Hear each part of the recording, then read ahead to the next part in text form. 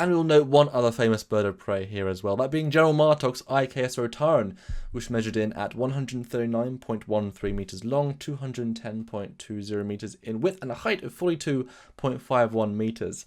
This ship had a crew of 36, 7 decks, and a top speed of warp 9.6, and was built at the Deck Gore Core shipyard in 2358. And another interesting fact, which actually leads into our next segment, is that the Rotaran's bridge appeared in 4 episodes of Deep Space Nine, making it the most seen bird of prey bridge without changes in Star Trek history.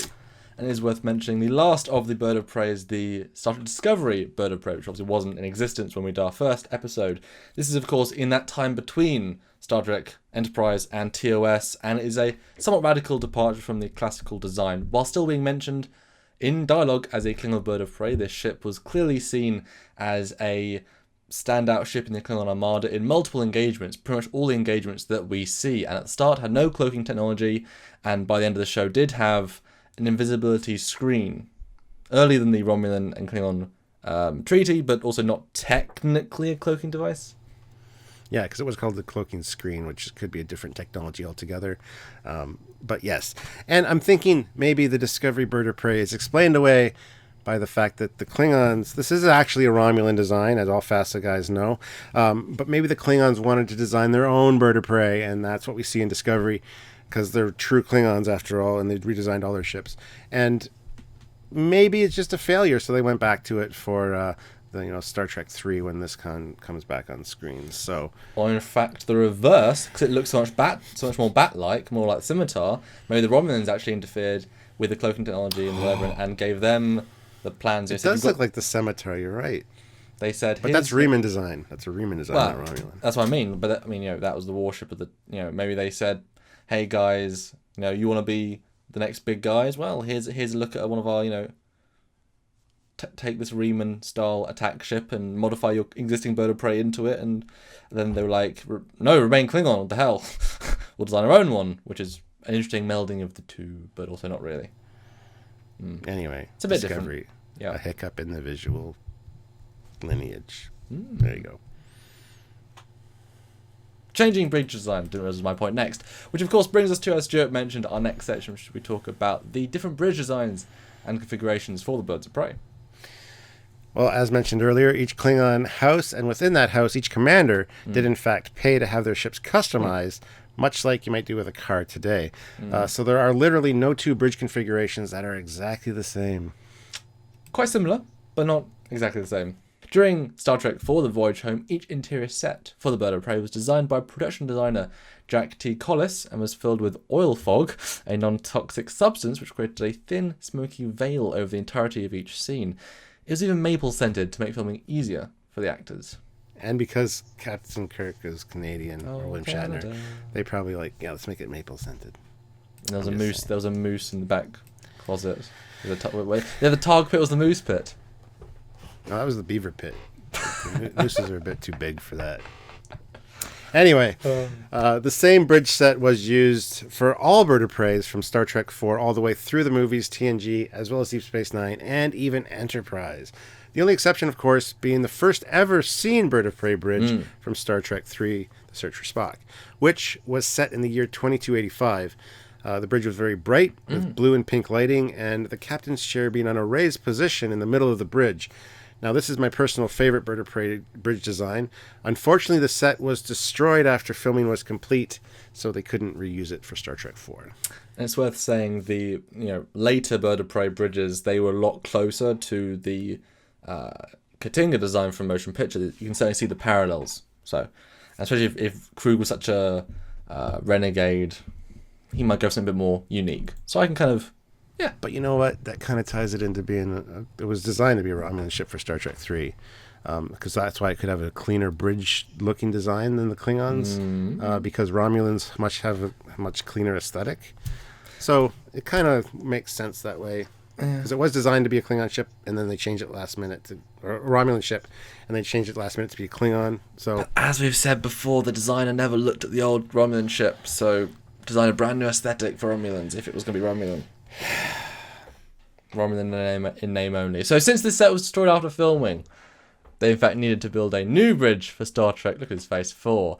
That is why there's such a difference in design and universe. We can chalk that change up to the Vulcans reconfiguring it to make the flight home for the crew easier, perhaps. And it's an easier, yeah, it's more classical. They had months to work on it, so let's make it Klingon looking. I don't know.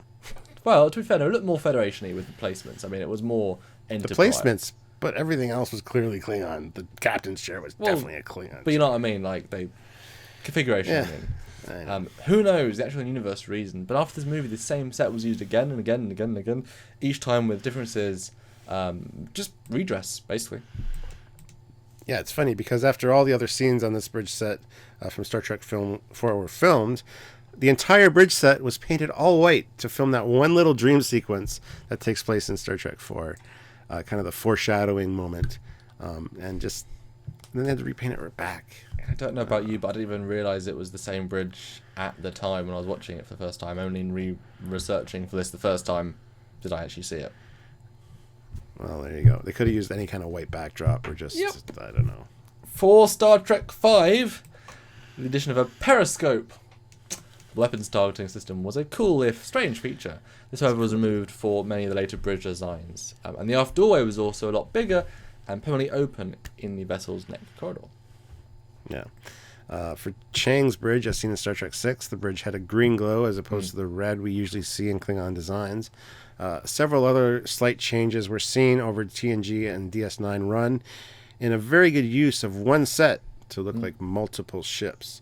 They really did a fantastic job of making them each unique. So, and even back in Enterprise, bring it back a couple of steps just in visuals and painting. Like, it did look same but different. Good job. Visual continuity. It's amazing.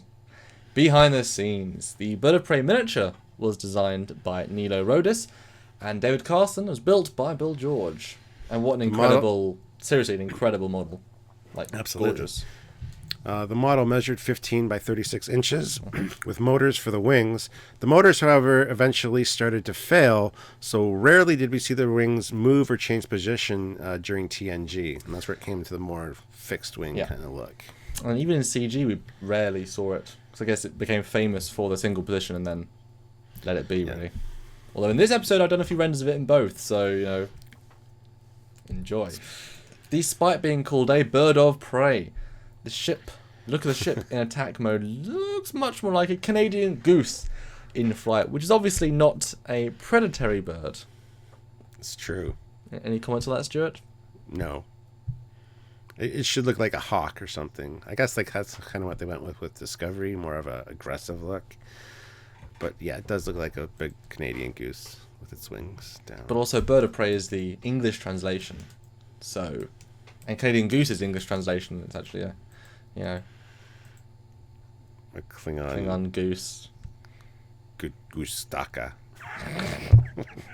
Anyway, 2 full-scale mock-ups of the Bird of Prey sections of it anyway were built for Star Trek 4. Those being the bridge module for the in-the-water shots at the end, and the landing strut assembly that we see spray-painted with the HMS Bounty while they were on Vulcan. Which was amazing to see it sort of so much brought to life after the third movie. Although yes, the slight scale issues come up and the cloaked landing strut we didn't see in the park on Earth. That was physically built, non-existent, invisible set. Just so you know. And that was damn expensive. I mean, to cloak a whole set, to build it and then cloak it, make it invisible. Yeah, that's ballsy. A wing section was built for Star Trek 5 to show the gun-firing detail. This wing section was estimated to sell at the Star Trek Christie's auction for $3,000 to $5,000, but ended up selling for $7,000. I think that's impressive. Check this out. The Bird of Prey model was listed at the same auction with an estimated price of $8,000 to $12,000 and sold for $260,000. So quite a substantial markup there. Trek fans value Trek. Seriously. Good designs, yeah.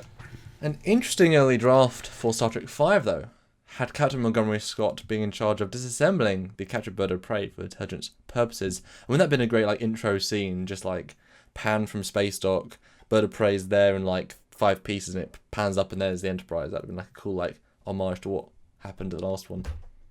Absolutely. Yeah. Also interesting is the fact that during Deep Space Nine Dominion battle scenes, they actually used Hallmark bird of prey Christmas ornaments that they could explode those without damaging the actual large scale model. I actually have one here. Here's a little plug for the Christmas tree, but it's very, very detailed and very nicely done. So you can see, and it does light up, of course, too. So it's got all the lights and the glowing bits at the back. So fantastic use of a pre-existing product to blow these up instead of the actual model.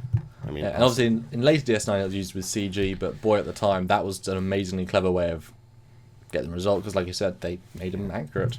I want to go put a firecracker in this now. Nope. No.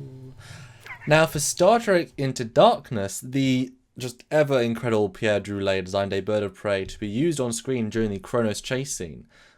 That's pretty important. Is an impressive design, fitting into the basic design of a bird of prey, having the JJ aesthetic. And it's just a wonderful design. I think both of us would love to see this on screen, but the production team and JJ rejected this design and went for something altogether totally different. And more in line with Discovery. It doesn't have a neck and a forward bridge module. It's just kind of got the wing, because it does the wing look. It's an odd choice, yeah. Although you've got to appreciate Star Trek Online's, they have to retcon these things to make them fit in, because they included it later on, which again wasn't when we first filmed this, and they were saying, it's not, it's a different class, if it's a fighter, as we've said, there's a billion types of bird of prey, it's just a fighter bird of prey variant, so it's in a different class of a different name of a different whatever, hence why it's so different. It's basically a fighter carrier, it's a personnel carrier, if you watch the scene, it's teeny, so it's Well, speaking of, let's move on to the next discussion point we want to talk about. Evolution of design. Yeah, Discovery is obviously the visual reboot, which is the standout, which is interesting then, because if we pull back to Enterprise, and we've done episodes on this ship as well, a very faithful pre-version, still more detailed in some ways, though actually less if you really dissect the miniature. But clearly you can see the two, and you can say this is one, this is another, same line, just different steps along the way. Yeah, and so that established firmly in canon that was actually a canon Klingon design. So I got to concede that point, but I'll never really. Well, and then it doubles down with the Discovery, the fact they use bird of prey in Discovery. But they're completely different looking, so I can get behind that thought. Yeah. But anybody that's out there that followed FASA or grew up with FASA was probably in my camp that it's more of a Romulan design that the Klingons acquired. Whether during the Treaty of 2267 or not, whether they just stole a design, whatever, or that was part of the trade of the treaty, it's a possibility. But I'm not going to harp on that too much. That being said, the Enterprise one, I've even told John this, I hate that ship. I think it's awful. It's clunky looking. The angles aren't quite right. The wings are too small. Things like that. He agrees with some of it. He actually signed a picture of it for me. Because you like this most excellent design. And I thought that was hilarious. But yeah, I just don't like it. All other versions of it, this is just a beautiful ship. It's just so well designed, and I love all the different wing configurations. Although I prefer cruising and up to the down attack position. That's not really one of my favorites. So I'm glad it doesn't really continue to do that. I prefer them up, to be honest, but you never really see that too often. So yeah. And just to jump back on the differences, I know we mentioned this in a previous one, but again, this is for a new audience as well. The reason for the different bird of preys, the Enterprise one is clearly an assault ship, much more than a scout ship. It's armed to the teeth and is has a firepower take on the X easily. And so when they got the cloaking technology, the design had to be reassessed, tweaked. And I'm sure whatever advice the Romulans gave with the cloaks was like, well, obviously we've got to remove most weapons because the power is so massive. We need to tweak all the curves to make it best for warp for cloaking field. So in essence, the bird of prey design is a Klingon design, but the one we see is influenced by the Romulan the Romulan necessity of cloak, and the design choices have to be tweaked for that. It's a Klingon. Like Klingon with a Romulan twist to get the most out of the arguably obsolete at the time cloaking tech. So you're saying the one we see in Enterprise with the big gun turrets, that 360 rotating turrets, it's very Klingon design. Then the more refined one we see in Star Trek 3 is because of the Romulan influence. So there is still that Romulan-esqueness to it. Yeah, I like that. I like that a lot. So it's a Klingon take on the Romulans' years of advice on how to get the most out of cloaking field. So it's still totally Klingon, just things have been rejiggered. Yeah. I'll buy that because that kind of fits in with the facet thing a little bit. And that's a good compromise. And marriage is always about compromise, and we're basically married because I see you every freaking day. Well, I see you every day with editing, for sure. But it's fun. I would love to then see, what would if timelines hadn't have been the same? What would a non-cloaking bird of prey look like? Because then it would have been an evolution of the Enterprise version. I mean, it is kind of strange that this version and all versions have only those 3 or 4 weapon platforms, whereas the original version has a absolute massacre amount of weapons. I've talked to you before about I'd love to make the in-between step where they designed it closer to this but still have the weapons, or even the non-cloak version, because to be fair, the maneuverability in this ship, or even just the Cavort variant, doesn't need to have cloak. Give it the gun version. We've seen the precedent, Yeah. Well, let's talk a little bit about the confusion with size, because this is a big issue. As I said, here's my little FASA miniature, which I love the FASA stuff. And I got to say, the paint job my brother helped me with this when I was younger. But I just want to show it off because a lot of guys out there have the little FASA miniatures. And anyway, FASA did a really good job of pulling it all together and kind of coming up with a cohesive story in those missing years where there was no Trek. So I really appreciate FASA and Starfleet Battles for doing that kind of thing. No Bird of Prey in Starfleet Battles, because Starfleet Battles was focused on TOS designs. FASA had the rights to the movie stuff, so they had the Bird of Preys with the different sizes, the Great Bird and things like that. Which the Great Bird was so big, it was like 600 plus meters, bigger than like a D7. And I think scale much bigger than D7. Yeah. And I think to scale up a small size ship to those proportions just seems ridiculous, and maintain the exact same geometry and shapes doesn't really work. Because even the Federation Dreadnought, a little bit bigger than the Constitution class. It's kept all the same shapes, but if you scale that up to twice the size, 3 times the size, the saucer would have like 15 decks. I don't know if that would work per se. Well, just the simplicity of this being a 100-ish meter design, right? Scale up 6 times with the torpedo launcher being a single torpedo, now be 6 torpedoes tall. You can't tell me it's still firing 1 torpedo, Same with the disruptor cannons. They're now the size of big things, and the wings are now do you now have livable space in the wings? Easy things like that, and just like the torpedo launcher is the easiest one. Is like, well, how does the form define function? How does the function change?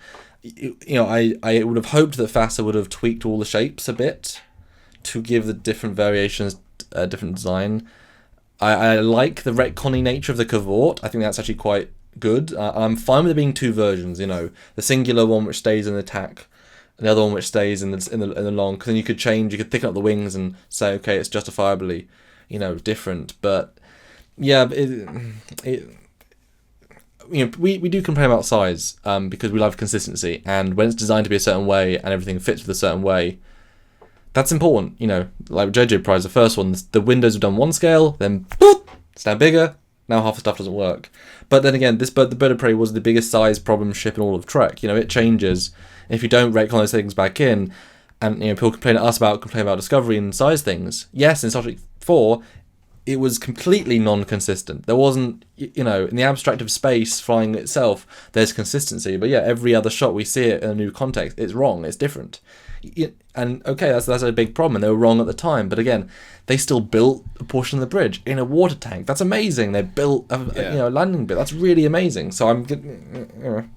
Yeah, and the Star Trek 4 is the biggest Culprit. offender in my opinion, because you compare the bridge module section that you see floating in the water to the general overall size of the ship, and then you try to put in whale tanks with engineering and everything still in the back. Mm-hmm. It just doesn't work within the space of of one movie, and that was the worst offender.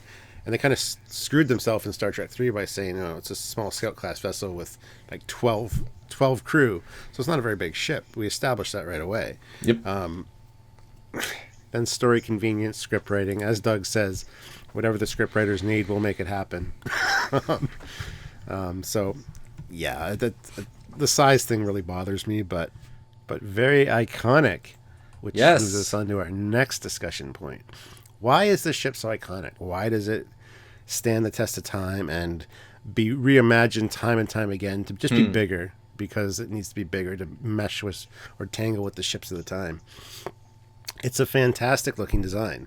It's so aggressive looking. It's so, I don't know. There's just something about it. It's just that you just need to. Yep. It just works so well. It's just a great ship. And it looks advanced still in the context. Like it doesn't suffer from the TOS lack of detail. It is when they made miniatures with glorious movie detail. So it holds up just as well as the Star Wars movies, the originals one did. Like those shots still look gorgeous at flying. You know what I mean? It's still absolutely beautiful. And if they re-CG'd up it now with even more physical detail and more plates that were different colors, and it would still look really, really excellent. So it's iconic because it's a ship that's better than some of its parts. It was used in iconic ways, and the fact that they gave it, be the hero ship in Star Trek 4, which is amazing. Like I love that, so out of the box, really cemented it as an iconic ship, not just the classic villain ship. Because the D7's iconic, but in like a classic villainy way. The Bird of Prey is like an iconic it's ship. A hero ship for a whole movie. Yeah. And DS9, loads of DS9 episodes with like Worf on the Rotaran and stuff. Like it's a hero ship, for sure. Yeah. I also love the the different wing configurations, as I said. I think that's a cool idea. It's kind of overcomplicated in a way, but they explain it with the downward one for the attack it feeds into the plasma conduits of the warp plasma, and it increases the yield of the cannons. When it's an up configuration, it can't do that. It can still fire, but it says it's reduced punch. It's cool. The fact you add moving parts to a ship, it just makes it a little bit cooler. Voyager aside, I don't know. I think it's a fantastic design. So, and that's a beautiful wrap up. Yeah, classic, iconic, well designed, brilliant internal bridge, and will always be beloved. And we can only hope to see it appear later on in Trek. That's right. And hopefully Discovery fixes its issues with the ship, and future seasons have more of a... Or just kills it. Just calls it, a S14 Bird of Prey, and we're like, oh yeah, it's not Burrell, it's not whatever, it's just something completely different, but just called a Bird of Prey. Maybe, there's something, French has, masculine and feminine and like neutral.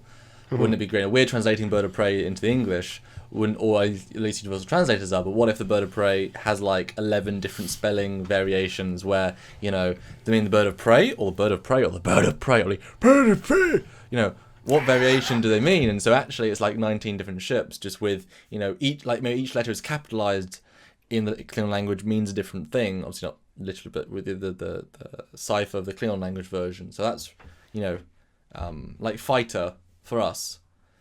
It can mean any fighter jet. Or jet plane. Jet plane is all of them. It's a generic title, and then you get into cavort and whatever. So it's just Bird of Prey. It's we've been attacked by Klingon, but by Russian jets. What are they? Doesn't matter. They're shooting us. Okay, moving on. You know what I mean? It's but the problem with it being such an iconic. This is the Klingon Bird of Prey. It's like yeah. So anyway, guys, what do you think of this fantastic ship? Is it one of your favorites? Probably is, because a lot of people love this. This has quickly become a fan favorite, and it will continue to be so for forever. But put your thoughts down below. We always look forward to reading them. Don't forget to like the video, subscribe to the channel, click the notification icon so you get notified every time we upload. And check us out on Facebook. Go to Trekyards, type that in, and find us. We got a great community, and we're always sharing pictures of ships and having ship discussions, and it's fantastic. So please join the fun, and look us up on Twitter and Instagram and all that as well. And we hope you enjoyed this remastered, fully redone Bird of Prey. Such a classic, deserved another look. And we hope you loved what we did for this episode. And all new renders, animations, and everything else. A lot of fun. And I hope you guys do watch the old one to see the improvement, because Yeah, I'll try Pretty to put happy. a link in the description below. Go check out the old one and watch this one right afterwards, and you'll see how far we've come. And if you want to support us to go even further, then Patreon, the monthly donation scheme that a lot of YouTubers use to give us the backbone of support. Honestly, that's what it is, guys. So support us if you can, or a one-time donation, a thank you at trekyards.com. Click the donate button and give a little bit. So until next time, with another tremendous ship, I am Commander Coggins. And I'm Captain Foley. And we'll see you next time. Bye, guys. Bye.